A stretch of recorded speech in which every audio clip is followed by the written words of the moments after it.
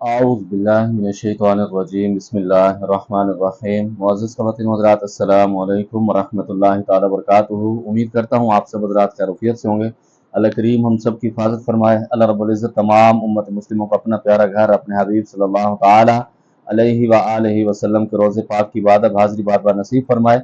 मुअज़्ज़ज़ ख़वातीन व हज़रात, ज़िलकशी के सीरियल में आप तमाम को खुश आमदीद कहता हूँ। अगर आपका कोई भी सवाल हो अमलियात के मुतालिक, ज़िलकशी के मुतालिक, इशारात के मुतालिक, जो लोग अमलियात सीखना चाहते हैं और जो लकशी करना चाहते हैं वो भी रब्ता कर सकते हैं। जो लोग अपने मरीजों का इलाज खुद करना चाहते हैं उसके अंदर मेरे हेल्प की ज़रूरत है। दोपहर 3 से लेकर शाम 6 बजे तक आपकी खिदमत के लिए हाजिर होता हूँ। इस दरमियान अपने मसाइल डिस्कस कर सकते हैं। अस्सलाम वालेकुम हज़रत, क्या बातनी आँख खोलने से जिन्नात नज़र आते हैं या नहीं? वालेकुम सलाम वरहमतुल्लाहि वबरकातुहू। जी बिल्कुल, हकीकत है, जब आपकी बातनी आँख खुल जाती है तो फिर अल्लाह रब्बुल इज़्ज़त की पाक बारगाह से बहुत सारे राज आपको दिखाए जाते हैं। बहुत सारी चीज़ें जब आप सोचते हैं अल्लाह रब्बुल इज़्ज़त वो चीज़ें आपके दिल के अंदर उतार देते हैं। लेकिन उसके अंदर शर्त यह है कि आप पाकीज़गी का ख्याल रखते हैं, तो तब वो आपकी नज़र के जो मामलात हैं चलते रहते हैं, वरना वो आपके मामलात ख़त्म भी हो सकते हैं। अस्सलाम वालेकुम। अर्जी है कि सुना है कि जो अमल भी हम करते हैं तो हमें अपनी रूहानियत के ज़र्फ़ के मुताबिक मखलूक़ात मिलती है, तो हम ऐसा क्या करें कि हमारी रूहानियत बढ़ जाए और आला मखलूक भी मिल जाए? वालेकुम सलाम वरहमतुल्लाहि वबरकातुहू। अमलियात के अंदर, रूहानियत के अंदर सबसे बड़ी चीज़ जो है वो पाकीज़गी है। लोगों के साथ मोहब्बत के मामलात हैं। आपके पास जो साइल मरीज़ आते हैं उनके साथ आपके जो मामलात हैं वो देखे जाते हैं। और सबसे बड़ी बात यह है कि आप शरीयत की पाबंदी अगर जब कर लेंगे तो इंशाअल्लाह ताला रूहानियत खुद ब खुद आपकी बढ़ जाएगी। अस्सलाम वालेकुम उस्ताद, बिस्मिल्लाह शरीफ की सबसे बड़ी ज़कात कौन सी होती है?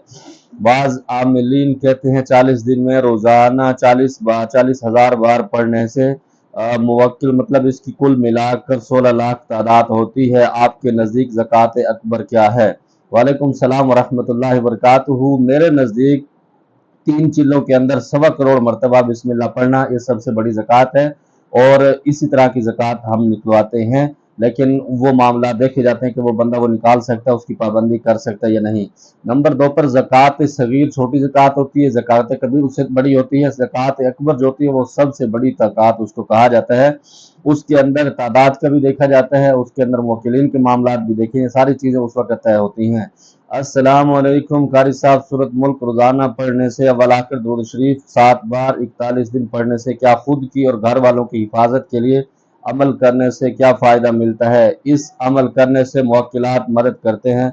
वालेकुम सलाम वरहमतुल्लाहि वबरकातुहू। आप कोई भी आयत पढ़ते हैं, कोई भी कुरान पाक की सूरत पढ़ते हैं, तवज्जो के साथ, ध्यान के साथ, उसकी मखलूक जो उसके ऊपर अल्लाह रब्बुल इज़्ज़त ने उनको मुकर्रर किया गया है तो वो आपके साथ तावन करते हैं। अगर आप उसको कहते हैं कि इसको हाजिर करें तो फिर उसके जो लवाजमात हैं वो आपका उस्ताद जो होता है वो डिसाइड करता है। जो आमिलीन उसकी ज़कात निकाल चुके होते हैं वो आपको बेहतर उसके बारे में बता सकते हैं। नंबर 2 पर आप अगर कहें कि इससे आपके घर वालों को फ़ायदा होता है, हदीस पाक में आता है कि जो बंदा रात को सोने से पहले सूरत मुल्क की तिलावत करके सोता है तो क़यामत वाले दिन अल्लाह रब्बुल इज़्ज़त की बारगाह से अल्लाह रब्बुल इज़्ज़त से ये झगड़ा करेगी, या अल्लाह ये बंदा मेरी तिलावत करता था या मुझे अपने कुरान से निकाल दिया, इसकी बख्शिश कर दे। तो ये फजीलत है और इससे बहुत सारी चीज़ें आपको मिलेंगी। लेकिन घर की हिफाजत के लिए आयतुल कुर्सी का अमल कर ले तो वो सबसे बेहतर है। आयतुल कुर्सी अल्लाह रब्बुल इज़्ज़त की तरफ से, और मज़े की बात ये शैतान की तरफ से भी इसकी मोहर लगाई गई है। शैतान ने हज़रत अबू हुरैरा रज़ी अल्लाह तआला अन्हु को ये बताया था कि ये जो आप अमल पढ़ रहे हैं आयतुल कुर्सी, वो पढ़ते थे। हज़ूर अलैहिस्सलातु वस्सलाम का एक वाक़या है, बड़ा मशहूर है। तो वो शैतान भी उसको बता के गया था कि जो आप वजीफा करते हैं इससे आपकी हिफाजत हो जाएगी, तो इसलिए आयतुल कुर्सी की पाबंदी करना चाहिए। उस्ताद साहब, सबसे पहले हरूफ तहज्जी की ज़कात अदा करने से जो भी चिल्ला करते हैं वो भी पावरफुल होता है और इस चिल्ले में गलती होने पर इज्जत नहीं होती, इसकी हकीकत क्या है? पहली बात तो यह है कि बहुत सारे आमिलीन हरूफ तहज्जी के हिसाब से बहुत सारे लोगों को बेवकूफ़ बनाते हैं। नंबर 2 पर अमलियात के अंदर यह आपके उस्ताद का किरदार होता है। अगर आपका उस्ताद मजबूत है फिर आप सूरत मुज़म्मिल का, सूरत जिन का भी चिल्ला करके बैठे होंगे, खुदा न खास्ता उसके अंदर आप नाकाम हो जाते हैं या आप उसके अंदर डर के भाग जाते हैं। अगर आपका उस्ताद मजबूत है तो वो आपको संभाल लेगा। अगर आपका उस्ताद मजबूत नहीं है तो फिर आप किसी भी एक लफ्ज़ का भी ज़कात देंगे तो उसके अंदर आप फंस जाएंगे। ये सारे किरदार उस्ताद के ऊपर पाए जाते हैं। अस्सलाम वालेकुम, मैं रमीज़ कराची से हूँ। पीर साहब, आप ये बताएं कि आप बैत क्यों नहीं करते और बैत से रूहानी अमल اور بہت سارے عاملین اپنے نیو شاگردوں کو پہلے نماز کی پابندی اور مسنون عمال کرواتے ہیں اور کچھ ٹائم بعد وہ کہتے ہیں کہ پہلا چلا درود ابراہیمی کا یا کوئی بھی درود پاک جو چھوٹا ہو اس کا کرواتے ہیں بغیر جن موکل کے، اور اس کے بعد حصار کے اور عمل کرواتے ہیں۔ وہ کہتے ہیں کہ درود شریف کا چلا پہلے ضروری ہے، حصار بعد میں اس کی حقیقت کیا؟ وعلیکم السلام ورحمۃ اللہ وبرکاتہ۔ پہلے نمبر پر تو میں اپنے آپ کو اس قابل نہیں سمجھتا کہ میں کسی کی بیعت کر کے اس کی اصلاح کروں۔ میں خود سمجھتا ہوں کہ میرے اندر ایسی چیزیں ہیں کہ میں اس پہ پورا نہیں اتر سکتا۔ اور دوسرے نمبر پر میری ذمہ داری بہت سارے معاملات ہیں جو مریضوں کے ساتھ چلتے ہیں سفر کے، تو میں اپنے جو میرے مرید بنیں گے تو میں ان کو ٹائم نہیں دے پاؤں گا۔ تو ظاہر ہے جو بندہ کسی کے ہاتھ میں ہاتھ دیتا ہے تو اس کی ذمہ داری ہے پھر اس کی اصلاح کرے، تو میں سمجھتا ہوں کہ میرے پاس اتنا ٹائم نہیں ہوتا، تو اس وجہ سے میں اللہ رب العزت کی بارگاہ سے بھی اپنے آپ کو معافی مانگتا ہوں، اللہ مجھے معاف فرما دیں گے۔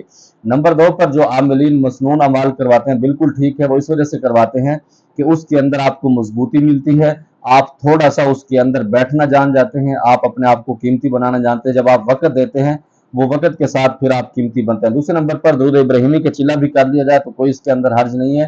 دراصل عملیات کے اندر مضبوط ہونے کے لیے ہی عمل کیے جاتے ہیں، اس کے اندر درود ابراہیمی کا عمل ہے، سورۃ جن کا ہے، سورۃ مزمل کا ہے۔ سب سے بڑا ٹارگٹ عاملین کے یہ ہوتا ہے کہ جو سائل ان کے پاس ہیں وہ اپنا کام مکمل ان کا ہو جائے اور ان کے کام ہو جائیں، ان کے سارے معاملات کلیئر ہو جائے۔ تو اس کے لیے جو 2 عمل ہم کرواتے ہیں وہ بالکل بہترین ہے، اس کے اندر درود ابراہیمی اول آخر پڑھایا جاتا ہے، اور دوسرے نمبر پر ہر کسی کے اپنے معاملات ہیں، لیکن اس سے یہی فائدہ زیادہ ہوتا ہے کہ آپ کے اندر تقویت قوت آ جاتی ہے تو وہ کر لینا چاہیے، اس کے اندر کوئی حرج نہیں۔ استاد وہ کون سا عمل ہے جس میں بندہ سامنے بعد میں آتا ہے لیکن اس کے بارے میں پہلے عامل کو پتہ چل جاتا ہے، اس کے راز کی بات بتائی جاتی ہیں؟ علی حسین شاہ صاحب معزز مجھے بہت اچھے سے لگتے ہیں، انہوں نے بھی اس کا عمل بتایا ہے، اور آپ بھی بتائیں اس کی حقیقت صحیح یا غلط کیا ہے؟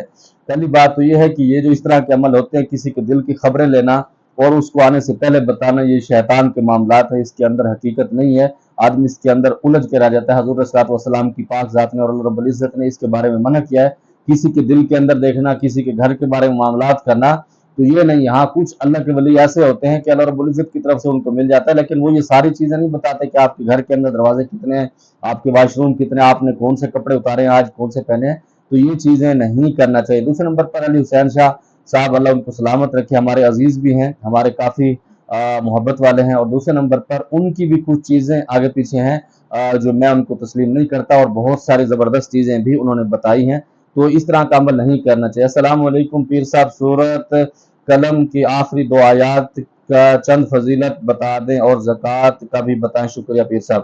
وعلیکم السلام ورحمۃ اللہ وبرکاتہ۔ سورۃ القلم کی جو آخری 2 آیات ہیں وہ نظر بد کے لیے بہت زبردست ہیں، جس بچوں کے اوپر نظر بد ہوتی ہے، نظر لگ جاتی ہے، وہ بچے بیمار ہو جاتے ہیں، بخار کی کیفیت میں چلے جاتے ہیں، تو اس کے لیے بہترین وہ عمل ہے۔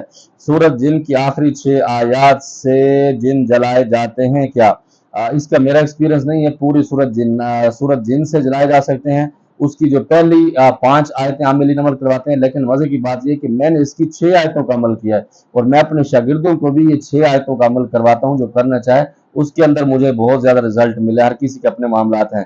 السلام علیکم استاد، ایک بندہ جس نے سورۃ مزمل کا چلا کیا ہوا ہے اور ایک بندہ جس نے 1 سال پوری پرہیز کے ساتھ سورۃ مزمل 360 مرتبہ روزانہ پڑھی ہے، تو کون سا عامل ہوگا؟ یہ دونوں عاملین کے اندر شمار ہو جاتے ہیں، کچھ 360 پورے سال کے اندر پڑھاتے ہیں، ایک دفعہ چلے کی نیت کرواتے ہیں، کچھ ایک ہی ٹائم کے اندر اس کی تعداد مقرر کر لیتے ہیں، تو وہ بھی چلہ کشی کے اندر دونوں اس کے عامل بن جاتے ہیں۔